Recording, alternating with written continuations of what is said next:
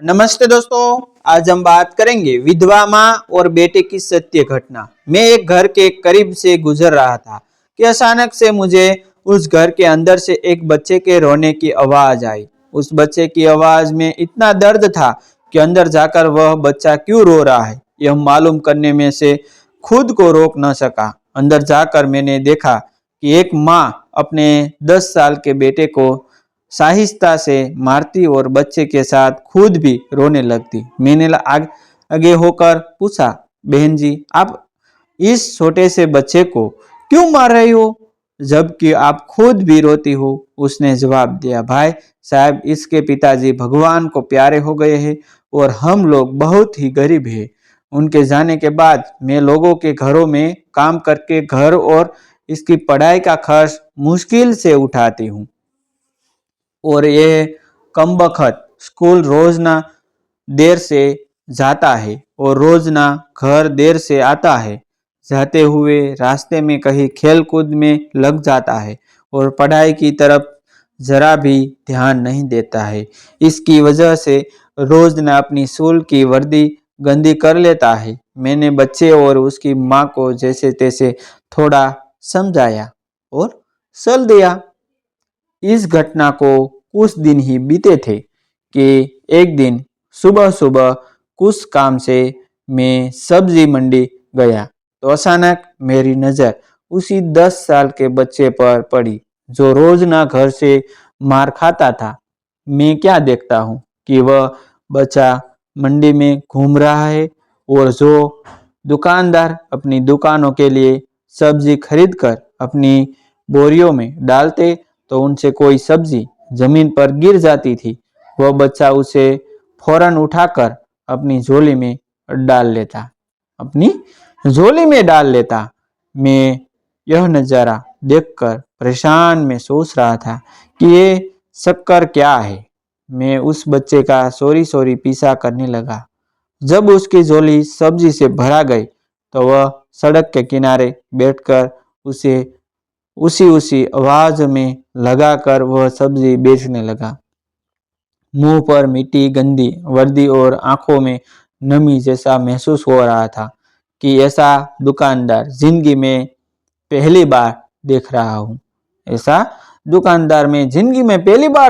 हूँ। अचानक एक आदमी अपनी दुकान से उठा जिसकी दुकान के सामने उस बच्चे ने अपनी नन्ही सी दुकान लगाई थी। उसने आते ही एक जोरदार लात मारकर उस नन्ही दुकान को एक ही झटके में रोड पर बिखर दिया और वो से पकड़कर उस बच्चे को भी उठाकर धक्का दे दिया।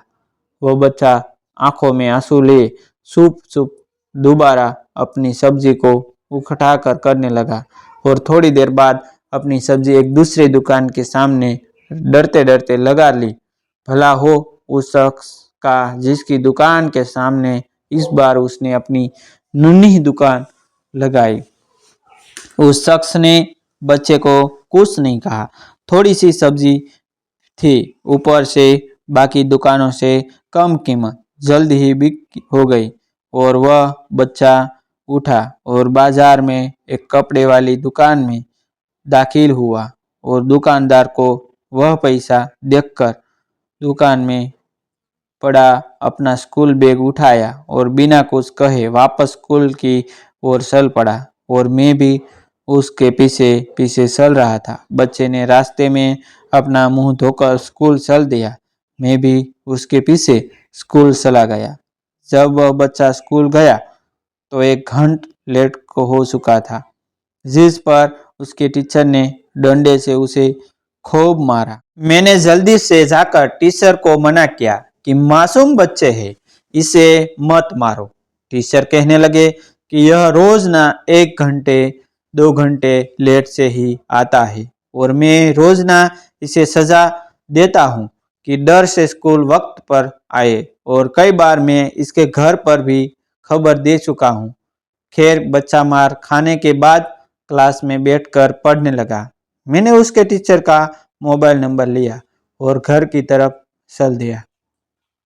घर पहुंचकर एहसास हुआ कि जिस काम के लिए सब्जी मंडी गया था वह तो भूल ही गया।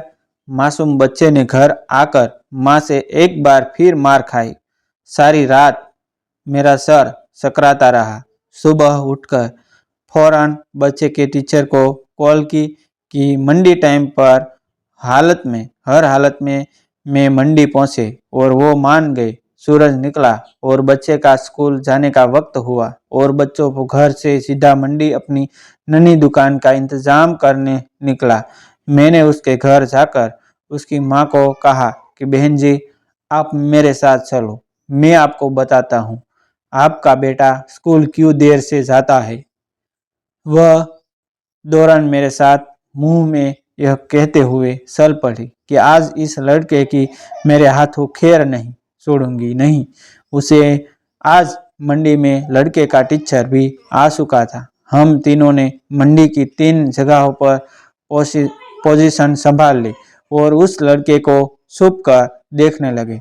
आज भी उसे काफी लोगों से डांट फटकार और धक्के खाने पड़े और आखिरकार वह लड़का अपनी सब्जी बेचकर कपड़े वाली दुकान पर चल दिया। अचानक मेरी नज़र उसकी माँ पर पड़ी तो क्या देखता हूँ कि वह बहुत ही दर्द भरी सिसकारियाँ लेकर लगातार रो रही थी और मैंने फौरन उसके टीचर की तरफ देखा तो बहुत शर्मिंदे से उसके आंसू बह रहे थे। दोनों के रोने में मुझे ऐसा लग रहा था जैसे उन्होंने किसी मासूम पर बहुत जुल्म किया हो और आज उनको अपनी गलती का एहसास हो रहा हो। उसकी माँ रोते रोते घर चली गई और टीचर भी सिसकियाँ लेते हुए स्कूल चला गया। बच्चे ने दुकानदार को पैसे दिए और आज उसको दुकानदार ने एक हेडी सूट देते हुए कहा कि बेटा, आज सूट के सारे पैसे पूरे हो गए हैं, अपना सूट ले लो। बच्चे ने उस सूट को पकड़कर स्कूल बैग में रखा और स्कूल चला गया। आज भी वह 1 घंटा देर से था। वह सीधा टीचर के पास गया और बैग डेस्क पर रखकर मार खाने के लिए अपनी पोजीशन में संभाल ली और हाथ आगे बढ़ा दिए कि टीचर डंडे से उसे मार ले। टीचर कुर्सी से उठा और फौरन बच्चे को गले लगाकर इस कदर और जोर से रोया कि मैं भी देखकर अपने आंसुओं पर काबू न रख सका। मैंने अपने आप को संभाला और आगे बढ़कर टीचर को चुप कराया और बच्चे से पूछा कि यह जो बैग में सूट है वह किसके लिए है। बच्चे ने रोते हुए जवाब दिया कि मेरी माँ अमीर लोगों के घरों में मजदूरी करने जाती है और उसके कपड़े फटे हुए होते हैं। कोई जिस्म को पूरी तरह से ढांपने वाला सूट नहीं और मेरी माँ के पास पैसे नहीं है, इसलिए अपने माँ के लिए यह सूट खरीदा है। तो यह सूट अब घर ले जाकर माँ को आज दूंगी। मैंने बच्चे से सवाल पूछा। जवाब ने मेरे और उस बच्चे के टीचर के पैरों के नीचे से जमीन ही निकल दी।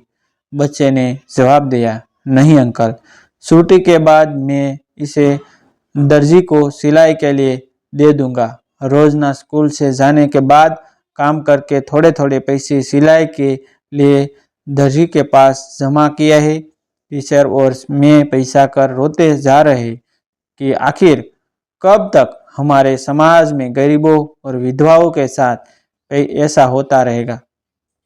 उनके बच्चे त्योहार की खुशियों में शामिल होने के लिए जलते रहेंगे। आखिर कब तक? क्या ऊपर वाले की खुशियों में इन जैसे गरीब विधवाओं का कोई हक नहीं? क्या हम अपनी खुशियों के मौके पर अपनी ख्वाहिशों में से थोड़े पैसे निकालकर अपने समाज में मौजूद गरीब और बेसहारों की मदद नहीं कर सकते? आप सब भी ठंडे दिमाग से एक बार जरूर सोचना और हाँ, अगर हो सके तो इस लेख को उन सभी सक्षम लोगों को बताना है ताकि हमारी इस छोटी सी कोशिश से किसी भी सक्षम के दिल में गरीबों के प्रति हमदर्दी का अजाब ही आग जाए और यही लेख किसी भी गरीब के घर की खुशियों की वजह से बन जाए। दोस्तों, ऐसी न्यू स्टोरी देखने के लिए हमारा चैनल आप सब्सक्राइब कर सकते हैं क्योंकि हम डेली न्यू स्टोरी लाते हैं, इसलिए आप हमारी चैनल आप सब्सक्राइब कर लीजिए, क्योंकि आपके जीवन में कुछ नया करने के लिए प्रेरित करता रहे।